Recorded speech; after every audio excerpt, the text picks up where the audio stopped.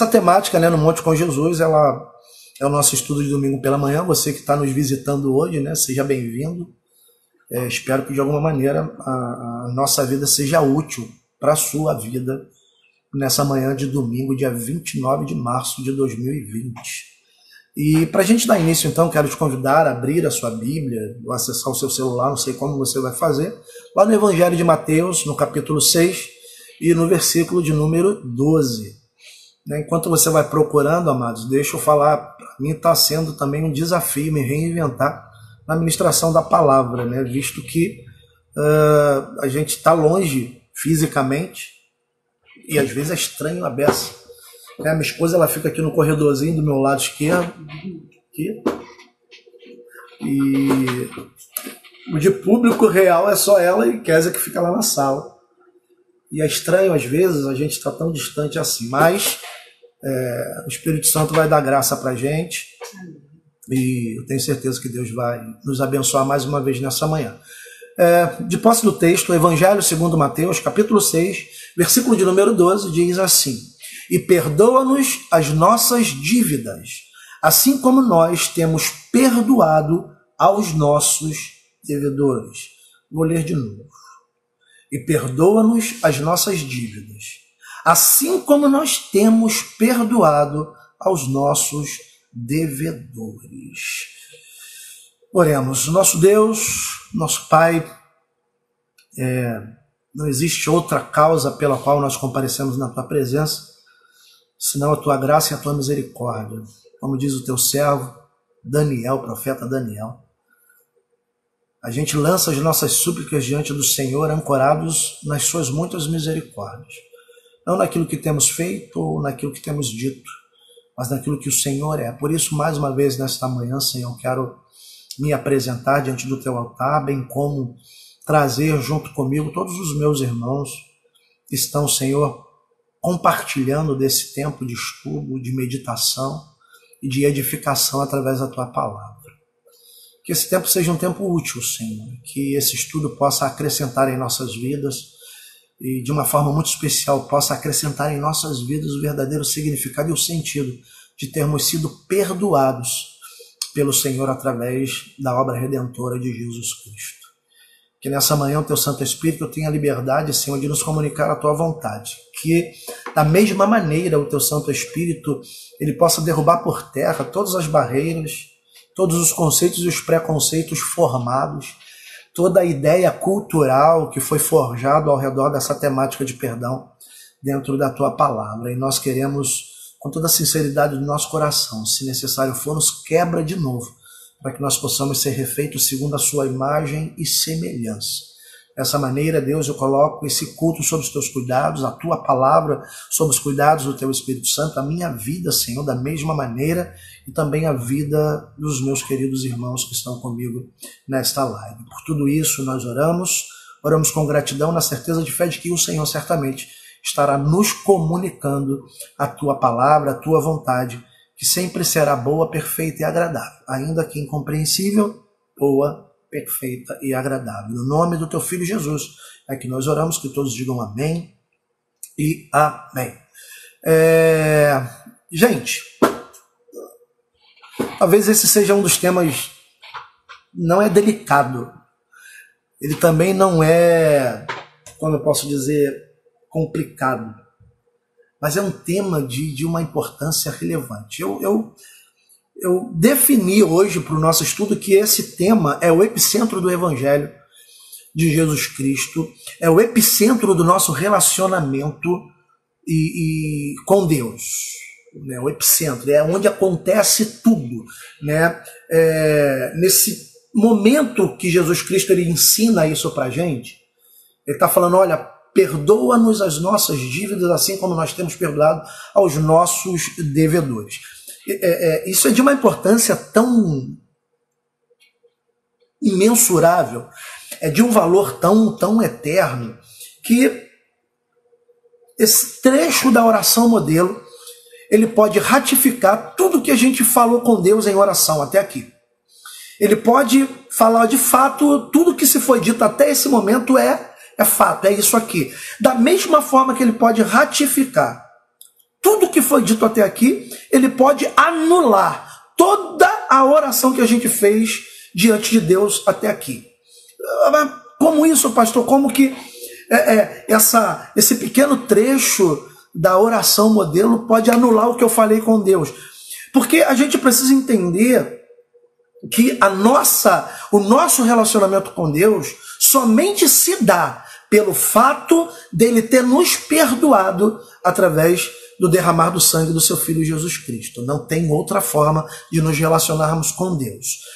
João vai falar na sua primeira epístola que o sangue de Jesus nos purifica de toda maldade e de todo pecado.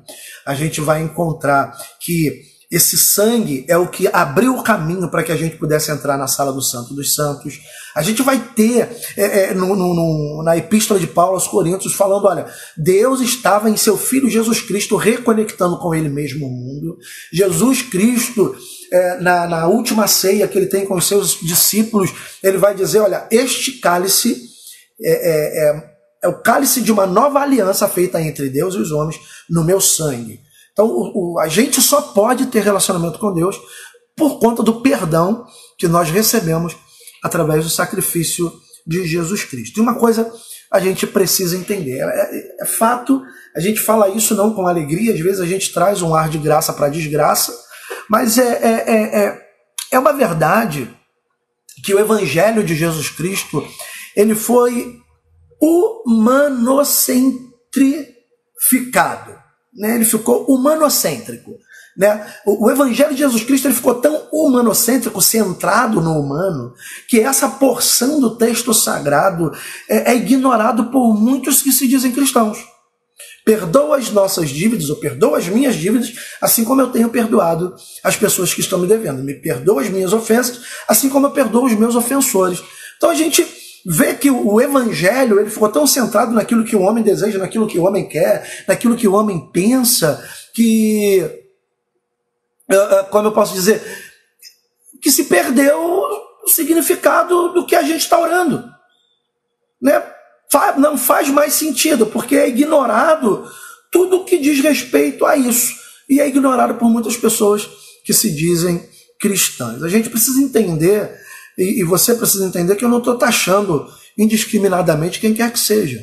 Estou falando quem está certo, quem está errado, quem é, quem não é. Até porque não está em mim, em nenhuma outra pessoa, a possibilidade de julgar quem quer que seja. A Bíblia vai dizer que se ele acerta para o Senhor dele. Se ele erra para o Senhor dele. Mas o que eu quero te alertar é que a gente pode estar vivendo um evangelho de mentira para a gente mesmo. Se a gente não entender o âmago, esse epicentro chamado perdão do evangelho, a nossa vida cristã ela pode ser resumida a uma vida de religiosidade e nada mais. Não uma vida de intimidade.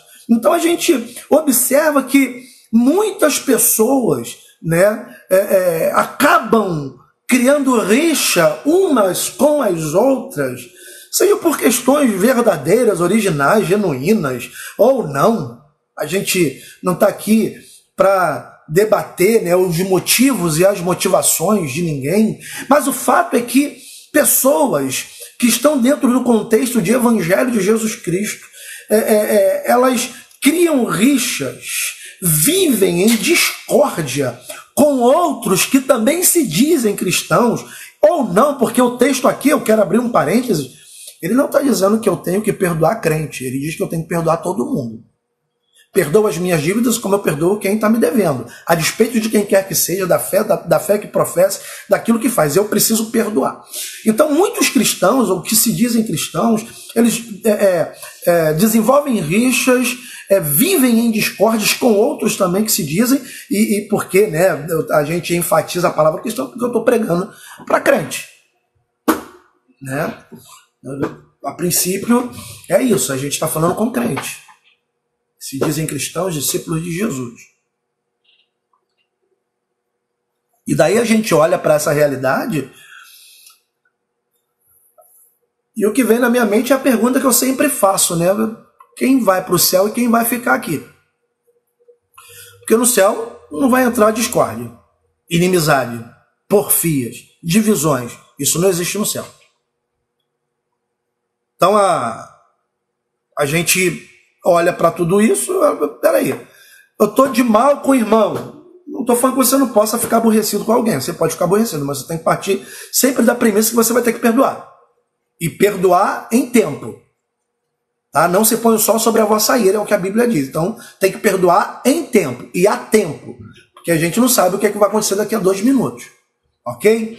Então, a gente percebe que a gente que é pastor, né? As pessoas, elas vão embora, se aborrecem com a gente, não falam por que se aborreceram, elas vão embora e nutrem no coração delas um sentimento de distanciamento, de exclusão com relação à vida do pastor. Às vezes o pastor nem sabe o que fez.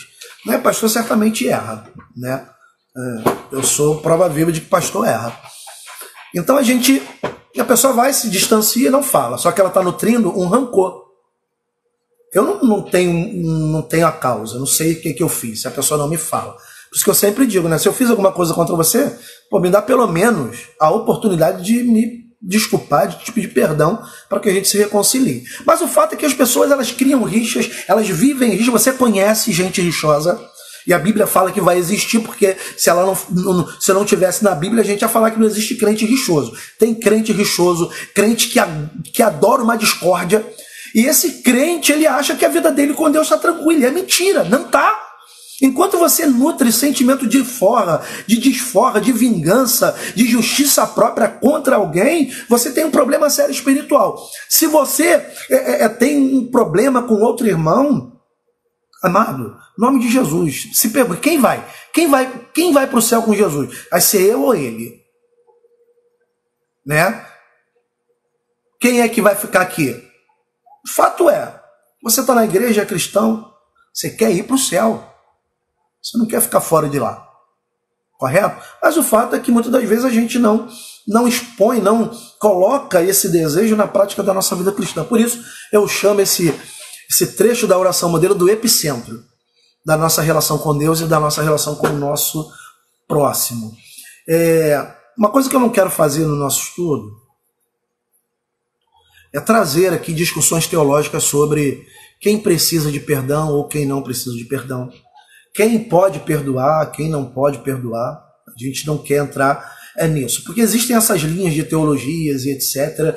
E eu não quero teologizar aqui. Eu quero olhar para o texto com a ajuda do Espírito Santo e junto com você entendermos o texto da forma que o texto nos é revelado. E o texto nos é revelado dessa maneira. Perdoa-nos as nossas dívidas, assim como nós temos perdoado aos nossos devedores. Não existe sombra, não existe alçapões, não existem armadilhas. O texto é claro. Perdoa as minhas dívidas, condicional. Assim como, qual é a condição? Eu tenho perdoado a quem está me devendo. Não existe outra. Uma está conectada à outra pela condicional, assim como.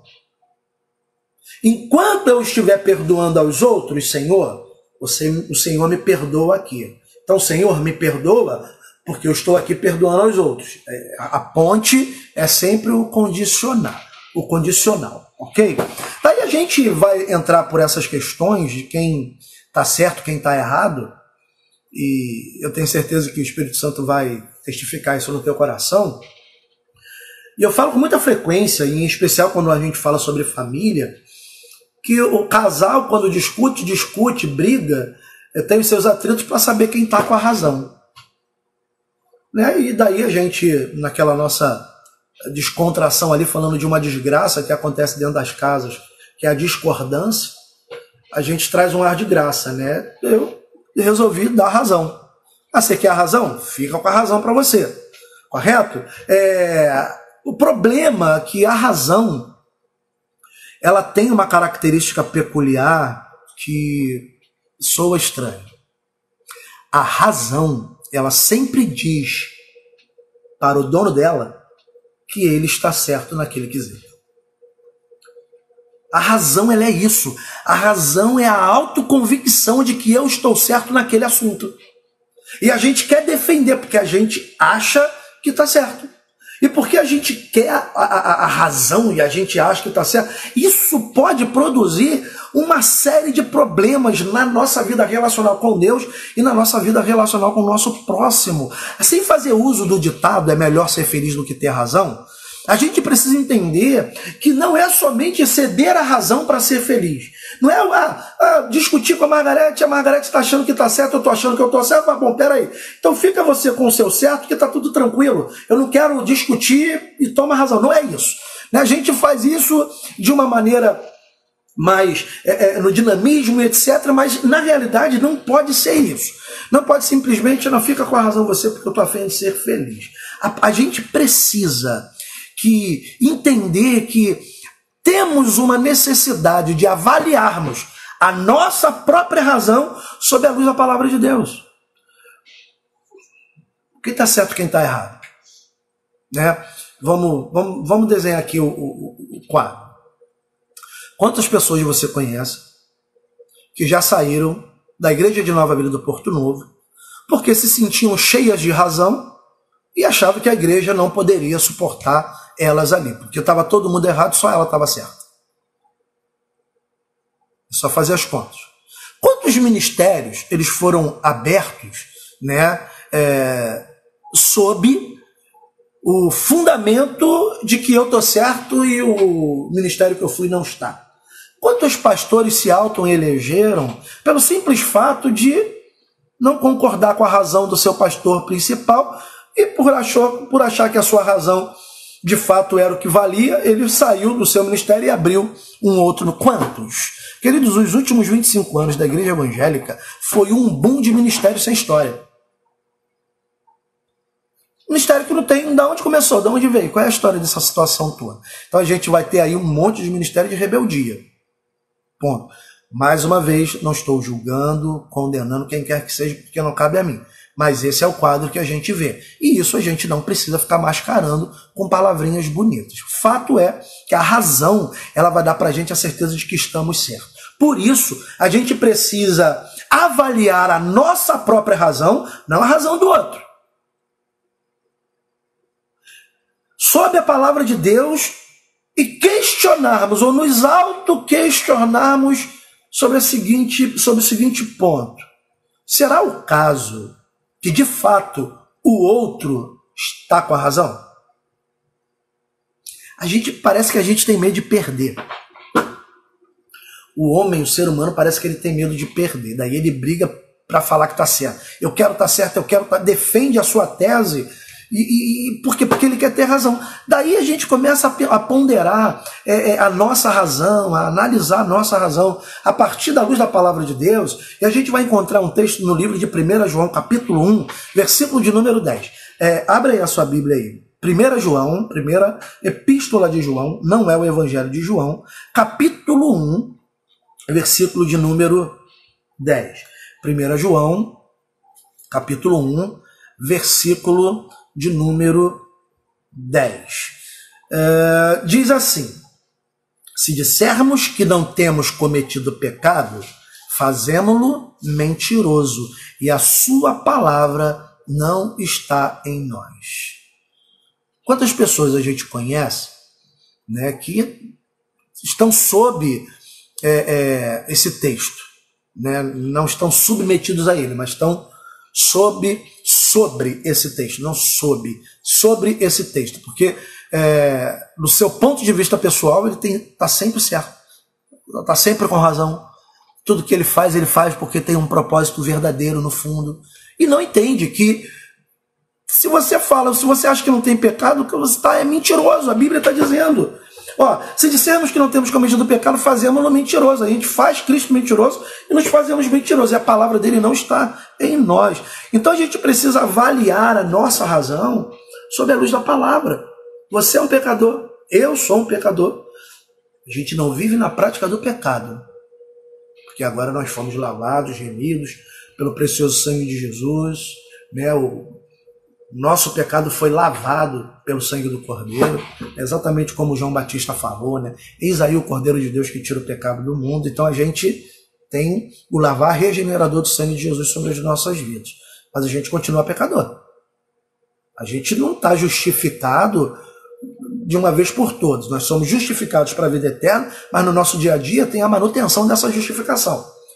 A gente precisa trabalhar isso, porque se a gente uma vez que conheceu o poder do mundo vindouro, Hebreus capítulo 6, conhecemos o poder do Espírito, vivemos sob isso, nos desviarmos disso, nossa vida está complicada. Então a gente olha e avalia a nossa razão sob essa luz, a luz da palavra de Deus.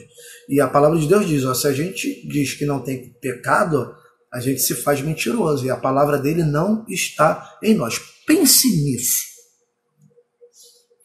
O homem que não consegue reconhecer quão densa pode ser a treva do seu próprio coração, mas se preocupa com as suas próprias teorias, é um homem que nunca se examinou verdadeiramente. Eu quero repetir essa frase, ela não é minha, esse pensamento, é do Dr. Martin Lloyd Jones.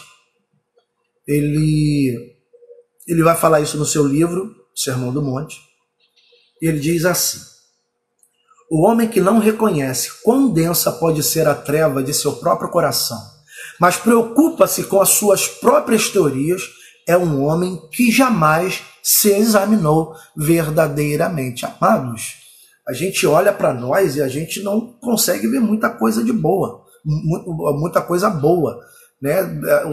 A gente precisa olhar de uma forma muito franca para dentro de nós mesmos, de forma que a gente entenda que, pera aí, eu também posso estar errado, eu erro também. Não no sentido formal, mas no sentido profundo de entender que a nossa vida ela está sendo trabalhada, a obra do Espírito Santo está acontecendo dia após dia, e por isso ele está nos aperfeiçoando, a gente vai crescendo de glória em glória, né? O caminho do justo é como a luz da aurora, vai crescendo, crescendo, crescendo. Então a gente está crescendo, a gente precisa se avaliar, a gente precisa se ver a partir da palavra de Deus, e assim a gente vai poder viver esse evangelho na sua plenitude. Bom, esta porção da oração modelo, ela deve nos fazer olhar para onde? Para dentro de nós. Não é olhar para mas o irmão não perdoa, o fulano não perdoa, o outro não me perdoa. Não tem nada a ver com o outro, tem a ver contigo. Então você tem que pegar essa porção da oração modelo e olhar para dentro de você mesmo. Jesus está nos ensinando a olharmos para dentro de nós. O apóstolo Paulo, quando ele trata da Santa Ceia na sua epístola aos Coríntios, ele vai falar o que a gente já sabe. Olha, avalie-se, pois, o homem a si mesmo. Avaliar quem? A si mesmo. Não é para avaliar quem quer que seja. Veja, a obra redentora de Jesus Cristo, não obstante foi pela humanidade, ela tem um cunho muito pessoal. É o que eu vivo. É como eu vejo, é como eu caminho, é como eu entendo, é como eu experimento aquilo que Deus, Ele preparou para mim, aquilo que Deus me entregou através do sacrifício de Jesus Cristo. É pessoal. Eu falo isso há muito tempo, o relacionamento com Deus, com seus filhos, é de caráter íntimo e pessoal. Não é... Deus não se relaciona com a Margarete a partir da minha vida. Ele se relaciona com ela na vida dela, e nem na minha a partir da dela. A partir da minha vida, Deus pode abençoar a Margarete, Deus pode fazer milagre na vida da minha esposa, da mesma forma ela, a partir da vida dela, Deus pode fazer alguma coisa. Agora, relacionamento é comigo, é com ela, é contigo. Então não tem nada a ver com o que os outros estão fazendo, tem a ver com o que você está fazendo com o Evangelho de Jesus Cristo na sua vida. E é isso que a gente precisa entender, a gente precisa olhar para dentro de nós, porque é certo, amados, quanto mais santificados pelo Espírito Santo de Deus, tanto maior será a nossa consciência do nosso próprio pecado. Eu gosto muito do livro e também dos filmes do Crônicas de Nárnia. E na história do príncipe, esqueci o nome do título, Príncipe Cáspio, Margarete que soprou aqui para mim, tem um momento que a Lúcia, a irmã mais nova dos 4 irmãos, Rainha Lúcia destemida, ela se reencontra com Aslan, que no filme é o Jesus, né? E daí ela olha para ele e diz: nossa, como você está maior. Aí o leão olha para ela e fala: quanto mais você cresce, bem maior eu vou parecer para você. A nossa vida com Deus é isso. Quanto mais a gente amadurece no Evangelho de Jesus Cristo, muito maior vai ficar Jesus para a gente, muito menor nós vamos nos sentindo. É esse o processo de olhar para dentro de si e ser iluminado pelo Espírito Santo de Deus e ser santificado por Ele e entender quão densas trevas a gente possui dentro da nossa alma. E se não for a misericórdia, a graça de Deus, o amor de Deus, a luz da glória de Deus brilhar dentro do nosso íntimo, nós estaríamos de fato perdidos pela eternidade. Por isso a gente não pode tomar a nossa razão como fundamento da nossa relação e do nosso relacionamento com outras pessoas, amados. Por questões de razão pessoal, a gente tem visto pessoas falarem coisas absurdas para Deus, por se sentirem no direito de receberem as promessas descritas na palavra de Deus. As pessoas elas humanificam Deus, colocando entre aspas Deus contra a parede e exigindo que Ele cumpra na vida delas as promessas que estão na palavra dele. E não entendeu, as pessoas não estão mais entendendo. E a gente não pode entrar nessa vibe, nessa linha aí de raciocínio. Por conta da nossa razão, vamos fazer o que a gente acha certo. Imagina toda a humanidade fazendo o que acha certo. A gente pode ir lá para Provérbios, que vai dizer assim: todo caminho é perfeito aos seus próprios olhos, mas no final deles são caminhos de morte. Muitas pessoas cheias de razão, que preferem a razão ao perdão, elas vão nessa vibe. Elas vão andando por esse caminho de autojustiça, de autoconfiança. Não, eu estou certo, eu vou, não vou abrir mão. É um caminho de morte, como diz a Bíblia, a não ser que a Bíblia esteja errada e as pessoas estejam corretas. Eu prefiro acreditar que as pessoas estão erradas e que a palavra de Deus é a verdade absoluta. Todo caminho é reto aos seus próprios olhos, mas no final são caminhos de morte. Então, o mínimo que a gente tem que fazer é repensar os nossos caminhos. Lembra o que o salmista falou? Senhor, vê se há em mim algum caminho mau e guia-me por veredas planas. A gente quer o quê? A gente quer viver com quem? A gente quer andar para quem? A gente quer viver para quem? A gente quer viver para nós mesmos? A gente não vai precisar de Jesus. Vive do teu jeito. Anda do teu jeito. Mas agora, se nós desejamos viver como servos de Deus, discípulos do Senhor, seguidores de Jesus Cristo de fato, a gente tem que se anular. Aliás, a primeira chamada para o discipulado é essa: negue-se a si mesmo.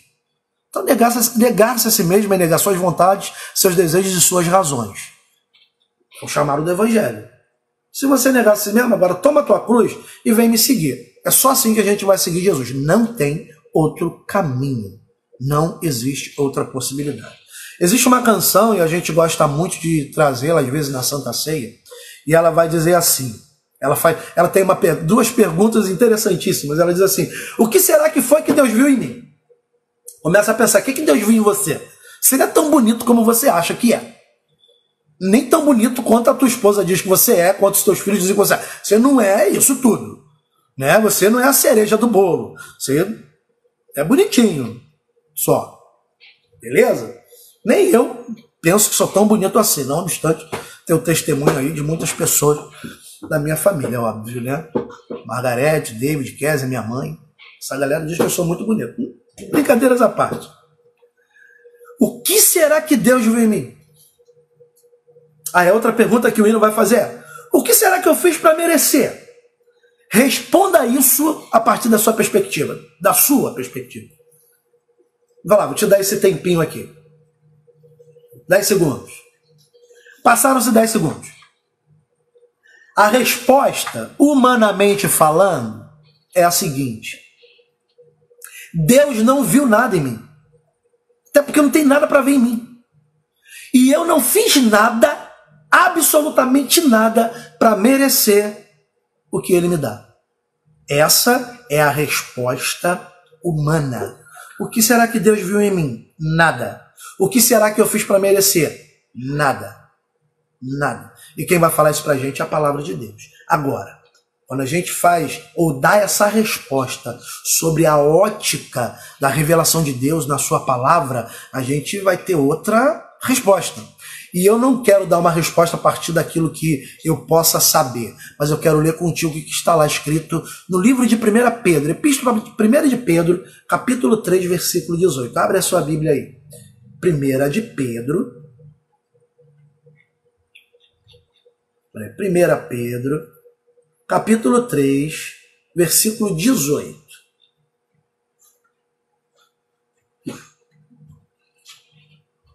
Achou? 1 de Pedro, capítulo 3, versículo de número 18. O texto vai dizer assim para a gente: pois também Cristo morreu uma única vez pelos pecados, o justo pelos injustos, para conduzir-vos a Deus, morto, sim, na carne, mas vivificado no Espírito. Cristo morreu uma única vez pelos pecados. Quando Deus olhou para mim, olhou para você, o que ele viu? Pecado.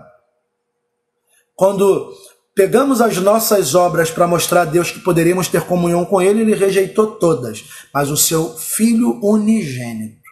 Deus amou o mundo. Não obstante Deus não ver nada em nós, ele nos ama. Deus é amor. Ponto. Essa é a afirmação bíblica e é o que cremos. Deus é amor e ele nos amou de uma maneira tão profunda que enviou o seu próprio Filho para pagar o preço dos nossos pecados. Então, quando a gente olha para a nossa resposta humana, de fato, a gente não fez nada e a gente não tem nada que atraísse Deus para nós.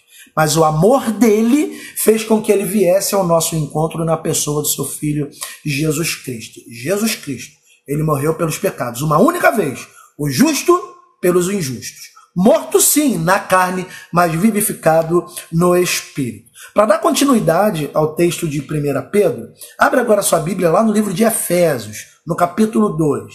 Nós vamos ler do versículo 1 ao 13.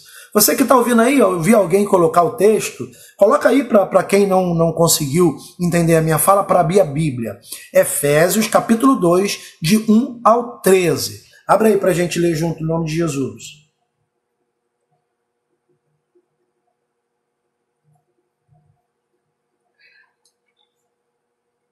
Efésios, capítulo 2. Achou? Então vou ler aqui, acompanhe. Ele vos deu vida, estando vós mortos nos vossos delitos e pecados, nos quais andastes outrora, segundo o curso deste mundo, segundo o príncipe da potestade do ar, do espírito que agora atua nos filhos da desobediência, entre os quais também todos nós andamos outrora, segundo as inclinações da nossa carne, fazendo a vontade da carne e dos pensamentos. E éramos, por natureza, filhos da ira, como também os demais. Mas Deus, gente, essa pequena frase com duas palavrinhas, ela faz toda a diferença. Mas Deus, sendo rico em misericórdia, por causa do grande amor com que nos amou, estando nós mortos em nossos delitos, nos deu vida juntamente com Cristo. Pela graça sois salvos. E juntamente com ele nos ressuscitou e nos fez assentar-nos em lugares celestiais em Cristo, para mostrar no século vindouro a suprema riqueza da sua graça em bondade para conosco em Cristo Jesus. Porque pela graça sois salvos, mediante a fé. Isto não vem de vós, é dom de Deus, não de obras, para que ninguém se glorie. Pois somos feitura dele, criados em Cristo Jesus para as boas obras, as quais Deus de antemão preparou para que andássemos nela.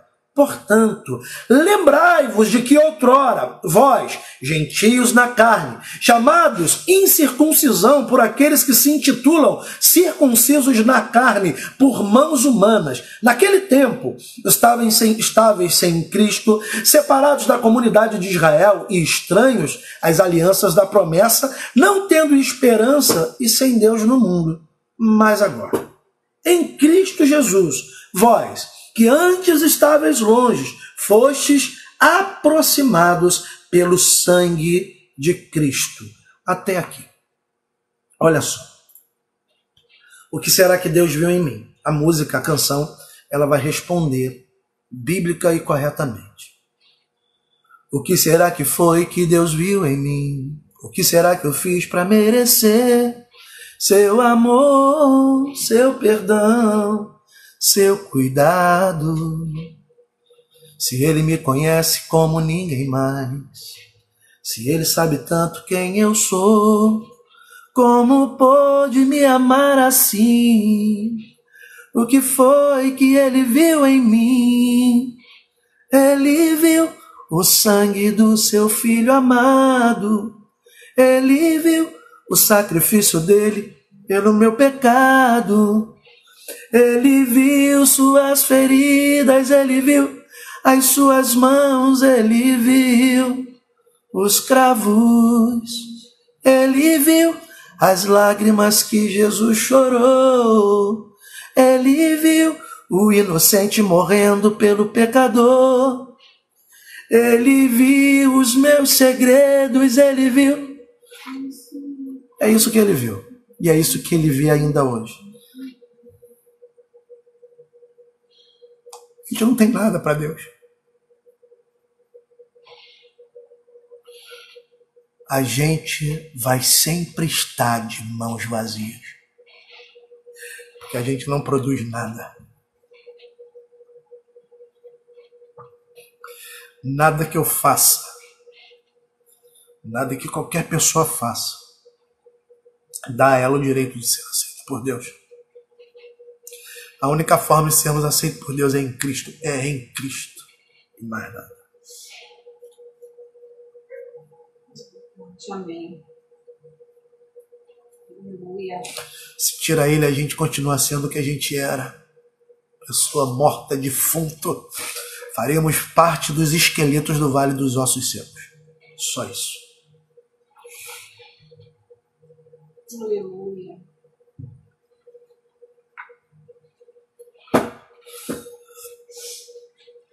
E ancorado nessa afirmação bíblica, amados,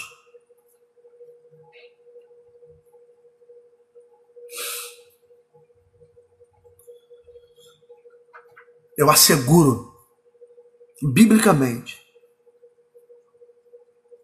que jamais vai haver em qualquer era do reino, em qualquer outra época, que possa vir a existir, não vai existir, quem possa vir a ser perdoado por Deus, à parte, a despeito da morte do nosso Senhor e Salvador Jesus Cristo na cruz do Calvário. Ninguém. Por mais justo que seja, por mais razão que se tenha, ninguém é perdoado por Deus se não for em Cristo. Ninguém, ninguém.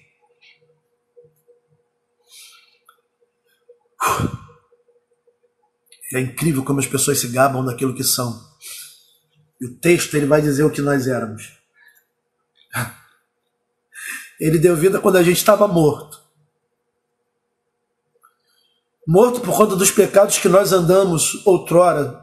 Andávamos segundo o curso do mundo, segundo o príncipe da potestade, do espírito que agora atua nos filhos da desobediência. Estou lá em Efésios. Esse mesmo espírito de desobediência que nós também andávamos outrora. Andávamos segundo as inclinações da nossa própria carne e fazíamos a vontade da carne e dos pensamentos. E éramos, por natureza, filhos da ira, como também todos os outros. Quem é melhor do que quem? A gente só está onde a gente está. A gente só pode se relacionar com Deus. Porque Ele, sendo rico em misericórdia, por causa do grande amor com que nos amou, mesmo estando nós mortos nos nossos delitos, Ele nos deu vida com Cristo. Pela graça, nós somos salvos. Ele vai falar no versículo 8, ó, pela graça sois salvos, isso é mediante a fé. Não vem de vós, é um dom de Deus e não de obras. Versículo 9, para que ninguém se glorie. A gente acha que é alguma coisa, a gente olha as pessoas falando, elas falam de si mesmo como se elas produzissem ou produziram tudo que elas possuem hoje a partir do Evangelho de Jesus Cristo. E isso, amados, isso precisa ser mudado. O Evangelho não é humanocêntrico, o Evangelho é cristocêntrico.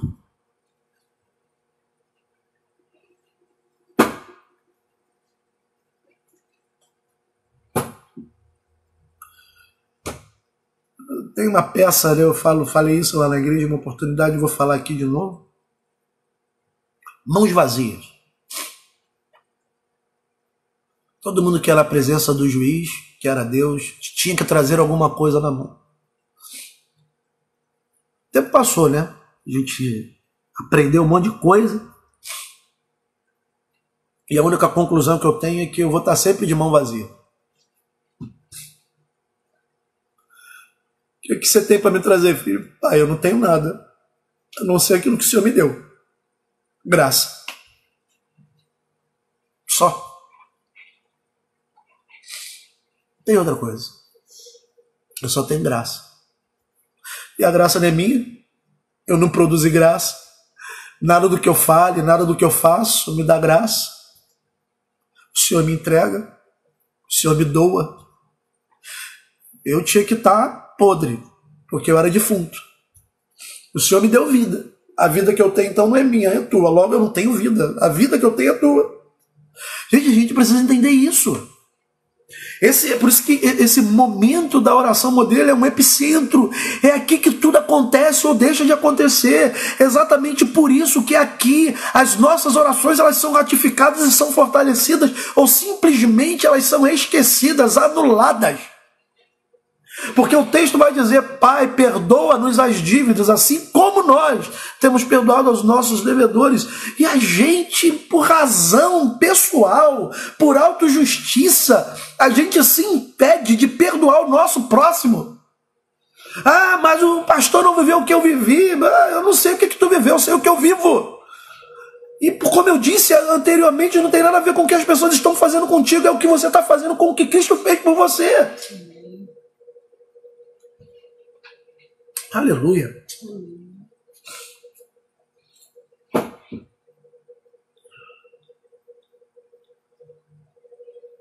Jesus, ele está aqui nesse momento da oração. Ele está preocupado em nos ensinar a respeito da nossa qualidade relacional com Deus, o Pai nosso que está nos céus, e com o nosso próximo. A oração modelo, se você for lembrar lá de algumas mensagens do início, quando a gente falou sobre o Pai Nosso, né? Orar talvez a oração seja o momento mais nobre que a criatura pode ter com o seu Criador. É o momento em que a criatura se anula, né? A própria posição da oração, ela nos ensina isso. A gente fica de joelho e de mãos atadas. A gente fala: Senhor, eu não consigo andar e eu não consigo fazer nada. Estou aqui de mãos atadas, na dependência de que o Senhor faça alguma coisa por mim. Essa é a oração modelo, ela exprime essa confiança que a gente tem que ter em Deus, né? Pai nosso que estás no céu, santificado seja o teu nome. Venha a nós o teu reino, seja feita a tua vontade, assim na terra como no céu. Deus, o meu pão diário, o meu sustento, a manutenção da minha vida sobre essa terra, dá hoje. Aí a gente chega aqui: Senhor, perdoa as minhas dívidas, assim como eu tenho perdoado aos nossos devedores. Queridos, uma vez que a gente experimenta o perdão de fato, a gente não tem como não perdoar pessoas. E a igreja de Jesus Cristo precisa voltar para esse princípio, para esse fundamento do evangelho. A gente só está aqui porque Deus nos perdoou. Então a nossa vida relacional, ela está aqui sendo de uma maneira muito nobre, sendo ensinada pelo nosso Senhor Jesus. Olha, agora a gente vai tratar de algo muito importante, especial. Ao passo que a oração modelo, ela me bota junto de Deus. Ela traz o meu próximo comigo. Porque eu não chego lá sozinho.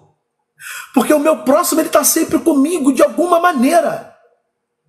Ele vai estar sempre do meu lado, por isso eu não posso chegar na presença do Pai se o meu próximo não estiver comigo. Quando eu falo o próximo comigo, eu não estou falando na questão física, mas na questão espiritual, principalmente eu falo no que diz perdão na palavra de Deus. Esse assunto, ele é de uma importância tão relevante, é de uma importância imensurável, como eu já falei, que lá nos versículos 14 e 15, se eu não me engano, Jesus vai repetir a mesma coisa. Olha, vamos ler o Evangelho de Mateus. Abre aí, Mateus, capítulo 18. Você conhece o texto, mas vamos ler lá na Bíblia.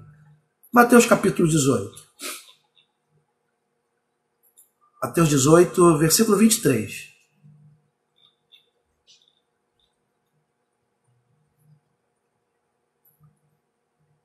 Nós vamos ler até o versículo de número 35. Alguém anota aí para quem não ouviu poder acompanhar.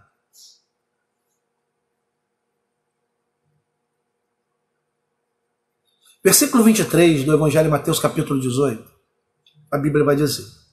A Bíblia diz assim: por isso, o reino dos céus é semelhante a um rei que resolveu ajustar contas com os seus servos. E passando a fazê-lo, trouxeram-lhe um que lhe devia 10.000 talentos. Não tendo ele, porém, com o que pagar, ordenou o Senhor que fosse vendido ele, a mulher, os filhos e tudo quanto possuía, e que a dívida fosse paga.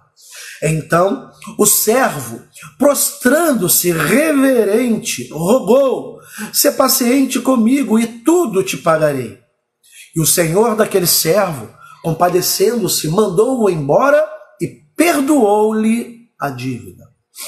Saindo, porém, aquele servo encontrou um dos seus conservos que lhe devia 100 denários, e agarrando-o, o sufocava, dizendo: paga-me o que me deves. Então o seu conservo, caindo-lhe aos pés, lhe implorava: sê paciente comigo e te pagarei. Ele, entretanto, não quis. Antes, indo-se, o lançou na prisão até que saldasse a dívida.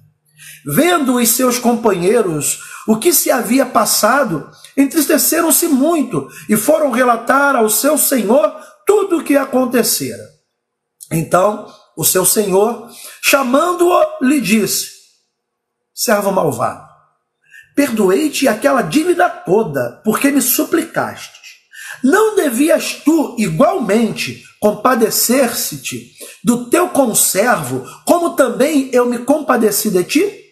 E, indignando-se, o seu senhor o entregou aos verdugos até que lhe pagasse toda a dívida. Presta atenção no versículo 35.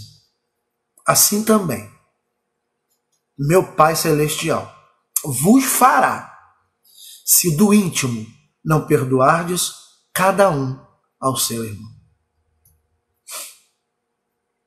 Vou ler de novo o versículo 35. Assim também, meu Pai Celeste vos fará, se do íntimo não perdoares cada um ao seu irmão. Amados, olha isso. A oração do Pai Nosso começa: Pai Nosso que estás nos céus, Pai Celestial. Jesus Cristo, ele faz uma conexão desse texto com a oração modelo de uma forma sublime. Assim também o meu Pai Celeste, o Pai que está nos céus, fará com vocês, se do íntimo vocês não perdoarem aos seus, cada um ao seu irmão. Queridos de Deus, a oração é essa: perdoa as minhas dívidas. Perdoa-nos as nossas dívidas, assim como nós temos perdoados aos nossos devedores. A condição que Jesus exporta, que Jesus externa, a condição que Jesus ele coloca nesse trecho, deixa claro que se a gente pensa que os nossos pecados são perdoados por Deus, mas a gente não precisa perdoar o nosso próximo, ou nós nos recusamos a perdoar aos nossos semelhantes, amados, a gente está num profundo e extremo perigo espiritual e eterno. Se a gente acha que a gente pode viver o perdão do jeito que a gente quer e não do jeito que Jesus está ensinando, a gente tem um problema sério para a eternidade. Perdoa as minhas dívidas, assim como eu tenho perdoado. A gente olha lá no texto do devedor incompassivo, ele deve um recurso para o seu senhor impagável. Um dos seus conservos lhe devia muito menos do que ele devia. Ele aceita o perdão, é benefício. No momento em que ele aceita o perdão, ele não dá o perdão para o seu conservo, porque é prejuízo. Na igreja evangélica a gente tem muito disso. Para mim, misericórdia, para o outro, justiça. Só que Jesus está ensinando de outra forma. A Bíblia vai dizer: com a medida que você medir, é a medida que você vai ser medido. A gente precisa entender isso. A gente só pode viver o perdão de Deus de fato se a gente tem o coração aberto para perdoar o nosso próximo. E não me diga, eu sou assim, eu não consigo. Não tem nada a ver com o que você é ou com o que você consegue ou não. Tem a ver com aquilo que o Espírito Santo tem de liberdade para fazer na sua vida e através da sua vida. Não é você. Você só precisa tomar uma atitude. O resto é Deus quem vai fazer. Por você e pela pessoa que você precisa perdoar. Não tem relacionamento com Deus se você não perdoa o teu próximo. Ponto. Quando o indivíduo ele compreende de fato que ele foi perdoado, e só foi perdoado por conta do sangue de Jesus, e somente por esse sangue que ele é perdoado, essa pessoa ela é compelida, impulsionada, motivada a perdoar os outros. É quando se entende, né, profundamente o valor do perdão que se recebeu de Deus. E eu acredito que em algum momento da nossa história a gente vai ter esse tipo de... Eu tive a minha experiência e entendi o que é ser perdoado. E quando eu entendi isso, eu falei, gente, eu não tenho espaço na minha vida para julgar quem quer que seja. Ainda que o ato tenha sido contra mim, eu não tenho espaço para trazer sentimento de folga, de revanche, de rancor contra ninguém, porque eu entendi o tamanho, a profundidade do perdão que eu recebi de Deus. Eu estava morto nos meus pecados, nos meus delitos, estava afastado de Deus, acabando com aquilo que Deus havia me dado como presente, e Deus ele manifesta o seu amor comigo, perdoa os meus pecados. Eu entendo isso, não tem mais espaço. Não existe lacuna vazia para que eu venha guardar rancor, ressentimento contra quem quer que seja. Não existe esse espaço. Aqueles que entenderam profundamente o perdão que receberam de Deus, aqueles que reconhecem que o que mereciam era qualquer coisa menos amor e misericórdia, esse tem um coração desprovido de qualquer sentimento de revanche e de vingança. Amados, testemunho próprio, calúnia, difamação, falsa acusação, julgamentos. Eu e minha casa já fomos alvos disso algumas vezes.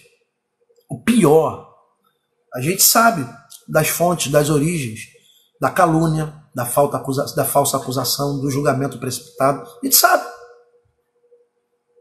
Só que a gente não tem nenhum tipo de sentimento contrário, muitíssimo ao contrário. A gente eu vou continuar amando, porque eu fui perdoado. Eu não tenho espaço para não perdoar, eu não tenho espaço para me afastar, não tem espaço, queridos, em nome de Jesus, na presença do Deus a quem sirvo, na presença de Deus a quem prego e quem vivo, se você ou qualquer outra pessoa me caluniou, me difamou, me julgou, me excluiu, eu não tenho nenhum tipo de ressentimento. Primeiro, me perdoa se eu fiz alguma coisa contra você. Me perdoa, eu não sou perfeito. E sinta-se perdoado. Sinta-se perdoado, porque eu não vou nutrir esse tipo de sentimento. Eu vou te tratar como meu irmão, como alguém que carece da mesma misericórdia que eu careço. E ponto, acabou. Quero te amar, meu amigo. Eu quero poder estar contigo, compartilhar contigo. História, passado é isso, é testemunho. A gente tem aqui, esse testemunho eu posso dar. Nosso irmão Vitor, esposo de Bela, pai de João Victor e Emanuele. Vitor, lá atrás, quando eu era líder de jovem na juventude de Santa Catarina, ele tinha um ódio mortal contra a minha vida, ele queria me matar. Depois pergunta a ele, é verdade, já aconteceu esse testemunho na igreja. Hoje o Vitor Emanuel Gorlitzen é meu amigo, há quase 20 anos, meu amigo. Nada, esse cara aí queria me matar um dia, vou me relacionar com ele para quê? Jesus muda a nossa história. Jesus muda o nosso comportamento, porque não tem nada a ver com aquilo que as pessoas fizeram contra nós ou falaram de nós, tem a ver com o que ele realizou em nosso favor, porque tanto eu como qualquer outro ser humano na terra carece e depende da misericórdia dele, ponto final. Amar, eu aprendi a amar com o amor de Jesus e acabou, eu não vou viver de outra maneira, é isso. Margarete tinha todos os motivos para falar, mete o pé, morra, suma da minha vida. Ela falou, não, eu resolvo te perdoar em Cristo. E o nosso casamento está aqui, 30 anos de relacionamento conjugal. Eu sou feliz no meu casamento, penso que minha esposa também é feliz. Nossos filhos são os nossos testemunhos vivos e ponto, perdão. Quando se merecia isolamento, quando se merecia ser fustigado pelos verdugos da vida, a gente recebe perdão e a gente vai guardar ressentimento, rancor de maneira alguma. Você entende isso, amados? Em nome de Jesus, não tem nada a ver com o que as pessoas fizeram contra você, tem a ver com aquilo que Cristo fez em seu favor. Eu quero ratificar isso em nome de Jesus. Não tem nada a ver com o que fizeram contra você, mas com o que Jesus fez em seu favor. Amém? Perdão. Olha para o texto. Olha para o texto.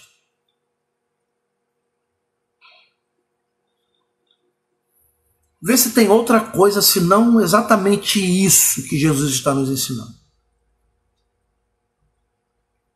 Não tem outra forma.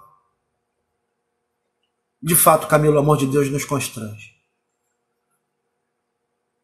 Ele diz assim, perdoa-me, ó Deus, perdoa-me, ó Deus. Assim como eu tenho perdoado aos outros, por causa daquilo que o Senhor tem feito por mim. Olha isso. Perdoa-me, Senhor. Assim como eu tenho perdoado aos outros, por causa daquilo que o Senhor tem feito por mim.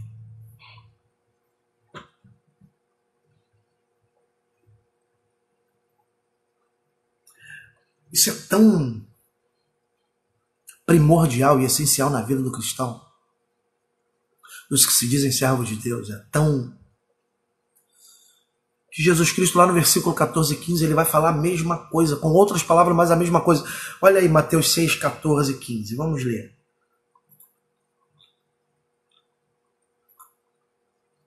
Mateus 6, versículo 14 e 15, ele vai dizer.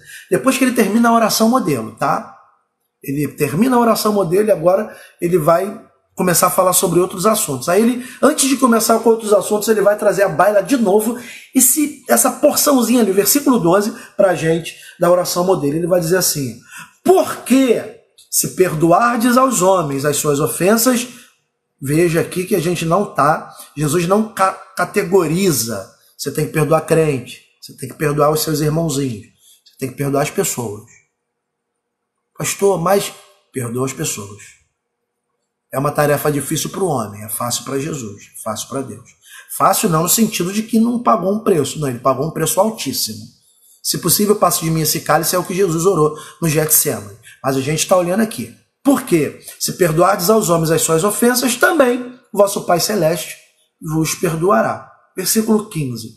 Se, porém, não perdoardes aos homens as suas ofensas, tampouco o vosso Pai vos perdoará as vossas ofensas. Vamos voltar ao princípio. Por que a gente se relaciona com Deus mesmo? O que será que Deus viu em mim? O que será que eu fiz para merecer? Por que Deus me dá a liberdade de me aproximar dele em oração? Por quê? Porque eu sou bom? Porque as obras das minhas mãos fazem isso? Entenda que quando Tiago está falando, me mostra a sua fé sem obras, que pelas obras eu te mostrarei o tamanho da minha fé, ele não está se gabando, nem se fiando no que ele faz, não. Ele só está demonstrando que a obra redentora na vida dele não deixa ele na inércia. Olha, eu entendi tão profundamente o que Jesus fez por mim, que eu faço coisas pela fé no nome dele. Ponto. Ele não se gaba, ele não se fia, ele não se garante no que ele está falando. Não entenda isso. Ah, me mostra a sua fé sem obras, que pelas obras eu vou te mostrar o tamanho da minha fé. Não tem nada a ver com justificação, com perdão de pecados. Tem a ver com compreensão do chamado e da vocação de Deus na vida do indivíduo. Como eu digo, e vou dizer a vida inteira, até Jesus voltar ou me levar antes disso. Que ninguém na igreja de Jesus Cristo foi chamado para bibelô, para enfeite distante no reino de Deus. Todos nós fomos chamados com um propósito. Todos nós fomos chamados com um propósito. Você pode não acreditar nisso, você pode não entender isso, você não pode nem saber o que é que Deus quer que você faça. Mas que Deus tem um propósito na sua vida, tem. Porque tudo que Deus faz tem propósito. Tudo que Deus faz tem propósito. Por isso, tudo que tem propósito de Deus permanece eternamente. O que não tem propósito é para perdição eterna. É o que a Bíblia nos ensina. Amém? Olha, se vocês perdoarem, nosso Pai vai perdoar vocês. Se vocês não perdoarem, vocês não serão perdoados. Amados, a única forma de mantermos relacionamento com Deus é através do perdão. E eu só vivo o perdão de Deus se eu perdoar o meu próximo. Agora você tem um problema sério. Você tem um problema seríssimo. Que você pode abraçar e matar no peito e dizer, deixa que eu resolvo, ou você curva a sua cabeça e se humilha diante de Deus e fala, Senhor, resolve para mim, porque eu não posso. Mas eu não tenho como. Eu já abri mão de qualquer razão que eu possa ter diante de Deus. Seja Deus verdadeiro e mentiroso todos os homens. Então é isso aí. Deus é o verdadeiro. Por isso que eu digo que a palavra de Deus é absoluta, ela não é relativa. Ela não se encaixa nos desejos do homem. Não. É o homem que tem que se encaixar na palavra de Deus. É sempre assim, vai ser sempre assim e não vai mudar isso nunca, porque Deus é o mesmo ontem, hoje e eternamente. Ele não varia. Nele não há variação de luz, é o que Tiago vai dizer. Então a gente tem que olhar dessa forma. É isso que Deus quer que a gente faça. Perdoa o teu próximo, para que você possa viver um relacionamento de qualidade com o seu Criador e também com o seu irmão, para a glória dele em Cristo Jesus. Você entendeu? Sim. Como eu já disse, o verdadeiro perdão, ele quebranta o homem. E esse homem, essa pessoa, esse indivíduo, ele se sente impelido a perdoar também. Perdoa as minhas dívidas. Perdoa-nos as nossas dívidas, assim como temos perdoado aos nossos devedores. É mesmo sendo dito isso com muita frequência e durante muitos anos, tem muita gente, muito cristão que está esperando sentir alguma coisa no coração para falar eu perdoo, ou para ir ali pedir perdão. Né? Tanto a falta de perdão na mão de ida quanto na mão de volta é orgulho. Se você não pede perdão, você é uma pessoa orgulhosa. E aí, amados, o orgulho não vai entrar no céu. Se você não perdoa, você também é orgulhoso. Mesma coisa. O pecado é o mesmo. É o pecado do orgulho. Não vou, porque eu sou assim. Não vou. Papapá, pipipi. O evangelho de Jesus Cristo é outro. Então você precisa entender que perdão não tem nada a ver com o que você sente. É uma questão de prática. Tem a ver com o que Cristo fez. É uma ação que gera uma reação. A ação do perdão de Deus na sua vida precisa fazer você reagir perdoando ao teu próximo. Não tem para onde fugir. Você reverbera isso. Você não tem como ter isso só para você. Você é perdoado e perdoa. Você é perdoado e é perdoado. Você só pode perdoar porque você é perdoado. Amém? E não de outra maneira. Você não está fazendo de outra forma. Ok? Então, assim, perdão não tem nada a ver com o sentimento do teu coraçãozinho. Até porque o teu coraçãozinho, como de todos os outros, é enganoso, desesperadamente corrupto. Não, eu preciso sentir no coração. Ah, mas a outra pessoa não merece. Se você merecia alguma coisa, o que será que você fez para merecer? Nada. E aí? Então a gente não tem desculpa. Não existe, mas fulano, ele era... Deus está falando, ei, não é com outro que eu estou falando, eu estou falando contigo. O que você vai fazer com isso? Se você quer receber do meu perdão, perdoa o teu próximo. Porque só assim você vai manter seu relacionamento comigo. Não tem outra forma. Logo, o perdão é uma decisão. Ancorado no quê? No que o outro fez? No que você fez? Não. No que Cristo realizou.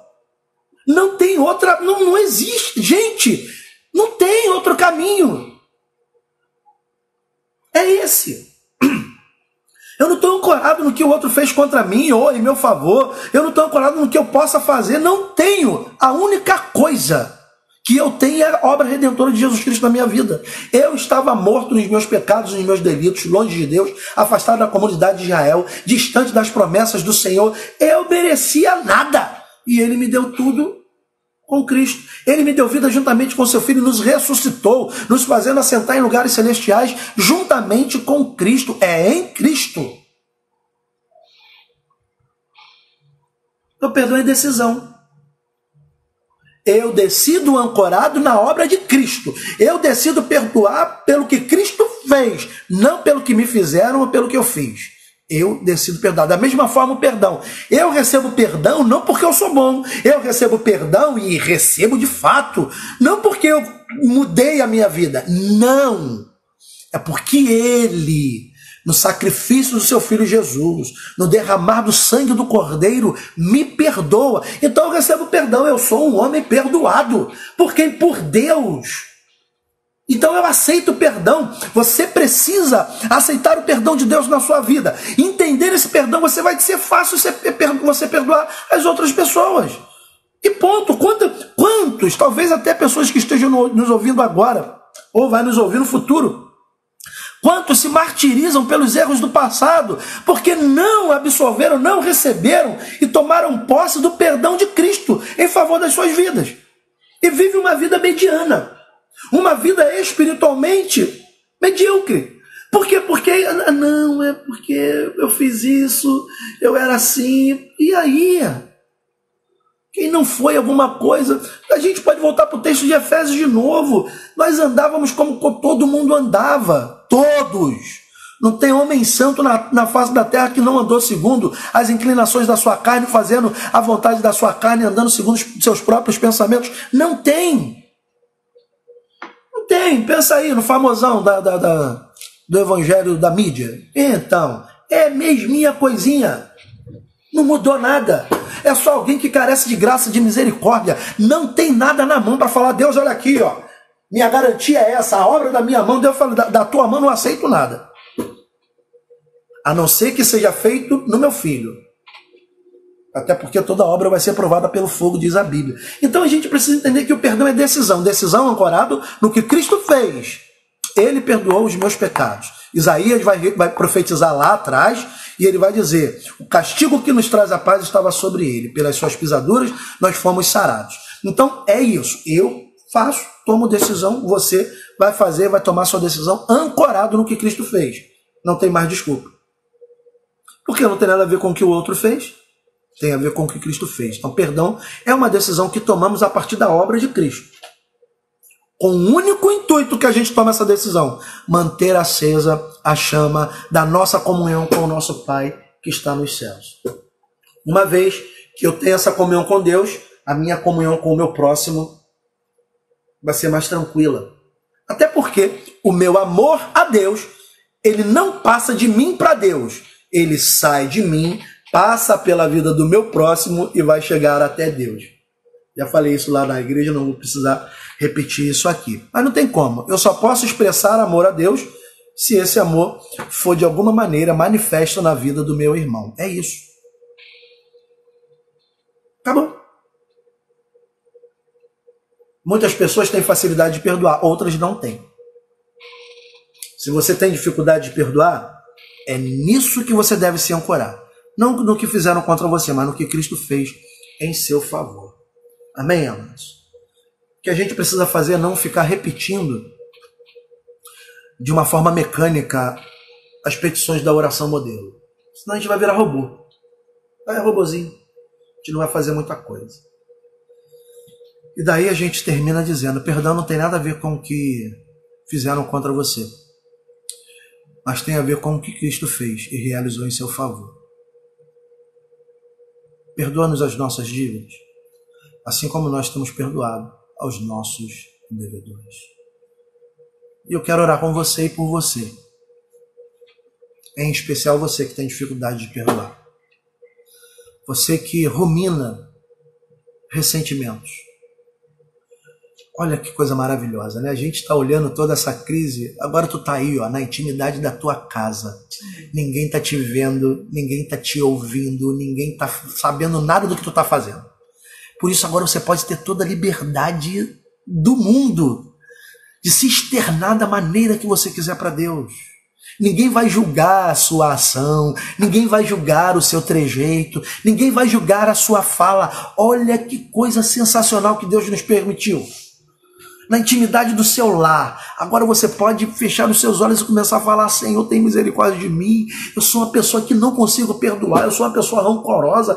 Eu sou uma pessoa amargurada porque eu não recebi o perdão de fato. E daí você pode rasgar a sua alma e receber aí na sua casa, porque não obstante ninguém está te vendo, existe um que está contigo nesse exato momento. E esse um é o Espírito Santo de Deus. Que Ele te ama, não porque tu merece. E a Bíblia vai dizer para nós que aquele que começou a boa obra em nós, ele vai completá-la. Esse é só mais um pedacinho da obra de Deus na sua vida.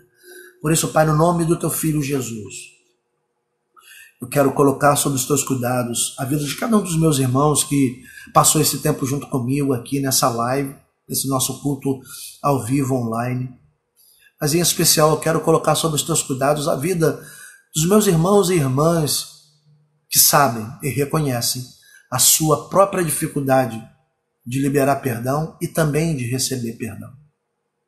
Senhor, nada do que eu fale, se não tiver no coração deles a testificação do teu Espírito Santo, vai fazer sentido. Por isso a minha súplica é que tudo aquilo que nós comunicamos aqui nesta manhã, através dessa live, possa de alguma maneira, Senhor, ser testificado no coração dos teus filhos pelo teu Santo Espírito. Aliás, não é o que eu falo que vai fazer sentido ou que vai transformar a vida de ninguém, mas o agir do teu Espírito Santo a partir daquilo que é dito e compreendido pelos teus filhos. Por isso, visita agora, na intimidade do coração do lar, de cada um dos teus filhos, todos aqueles que trazem nas suas almas feridas por falta de perdão, ressentimentos, rancores, Senhor, que não lhes permite comunhão plena com o Senhor e nem com o próximo.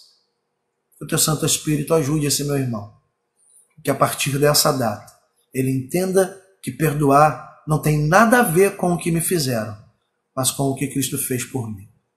Pai, no nome de Jesus, eu oro assim, apresentando sob os teus cuidados a vida de cada um dos teus filhos para a glória do teu nome.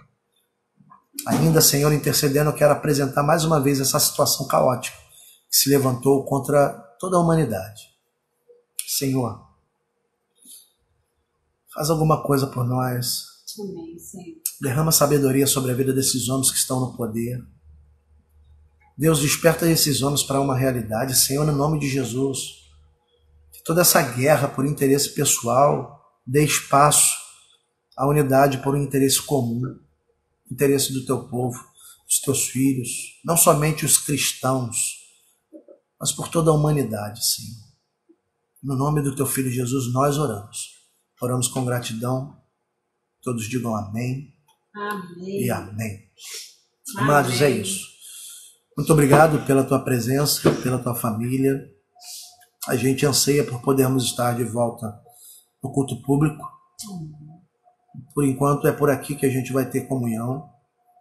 Mais uma vez eu quero aí me disponibilizar, você que precisa conversar com o pastor, trocar ideia. Me chama no Zap, me chama no Zoom, me chama por algum meio de comunicação e a gente vai tentar aí de alguma maneira tá junto. Amém?